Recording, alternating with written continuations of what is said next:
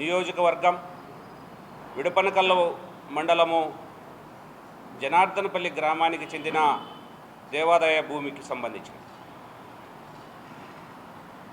వేల్మడుగు గ్రామ పొలము 141 survey number దాదాపు అంటే 21 ఎకరా.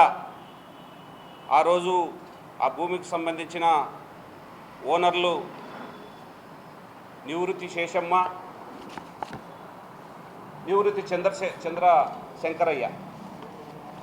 వీళ్ళు ఏం చేశారంటే 21 ఎకరా వాళ్ళది సొంత భూమి. దాదాపు 60-70 సంవత్సరాల కిందట ఉరవకొండలో ఉన్న పాండురంగస్వామి, జనార్దనపల్లిలో ఉన్న జనార్దన స్వామి రామాలయానికి ధూపదీప నైవేద్యానికి ఈ భూమి కేటాయించడం జరిగింది. అప్పటి నుంచి ఆ భూమిని సాగు చేస్తూ ఆ ఊరి ప్రాంత వాసులు అక్కడ పూజారిగా జీతం అయితేనేమి, ఆ గుడి సంరక్షణకైతేనేమి కార్యక్రమాలన్నీ జరుగుతున్నాయి. కానీ 2019లో వైఎస్ఆర్ పార్టీ అధికారంలోకి వచ్చిన తర్వాత మాజీ ఎమ్మెల్యే అయిన విశ్వేశ్వరరెడ్డి గారి అనుచరులు ఆయన బినామీలో ఈ భూమిని ఎలాగైనా కొట్టేయాలా, విలువైన భూమి 21 ఎకరా, దీనికి ఎవరు లేరు అని పన్నాగం పన్ని 2019 నుంచి ఈ భూమిని కొట్టేయాలని కుట్రలు పన్నారు. ఆ కుట్రలో భాగంగా 2019లో ఈ భూమిని రెవెన్యూ రికార్డ్స్ ప్రకారం వ్యర్థ ల్యాండ్ కింద పెడతారు, వేస్ట్ ల్యాండ్ కింద పెడతారు. మరి వారే కొంతమందిని ఈ భూమికి వారసులు వీళ్ళే అని బయట నుంచి కొంతమంది వ్యక్తులను తీసుకొని వస్తారు. ఎంత అధ్వాన్నంగా తయారైందంటే ఏమాత్రం సంబంధం లేనిది భానుప్రకాష్ని, సాయి ప్రసాద్ను, ఇంకొక ఆయన్ని వెంకటేష్ అనే ముగ్గురు తెచ్చి వేస్ట్ ల్యాండ్ కింద వీళ్ళే పెడతారు 21 ఎకరా. మళ్ళా ముగ్గురు వ్యక్తుల్ని బయట నుంచి దీనికి వారసులు వీళ్ళని 7 ఎకరాలు ఒక్కొక్కరి పేరు మీద చేస్తారు, ఆన్లైన్లోకి ఎక్కిస్తారు.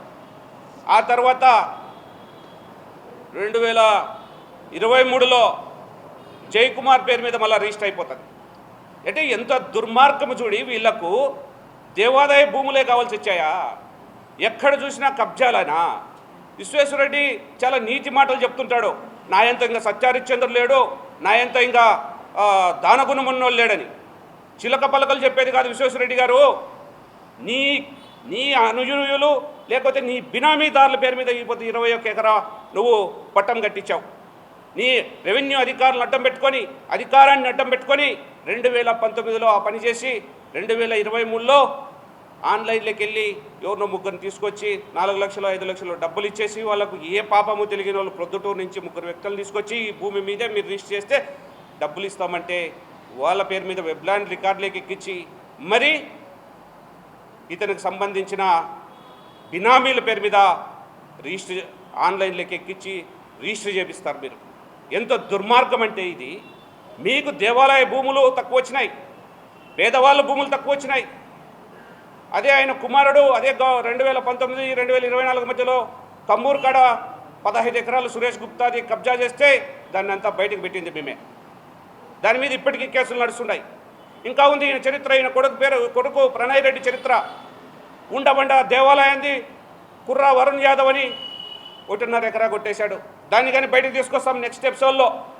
దేవాలయాల భూముల జోలికి వస్తే భారతీయ జనతా పార్టీ ఉపేక్షించే పరిస్థితి లేదు.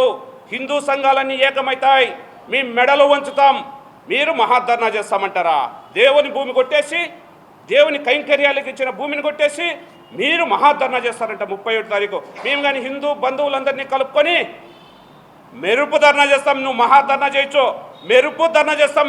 వైసీపీ నాయకులారా గుర్తుపెట్టుకోండి, దేవుని జోలి వచ్చినా, దేవుని భూమిలో జోలి వచ్చినా మీ కథ చూడండి. మేము వదిలే ప్రసక్తి లేదు.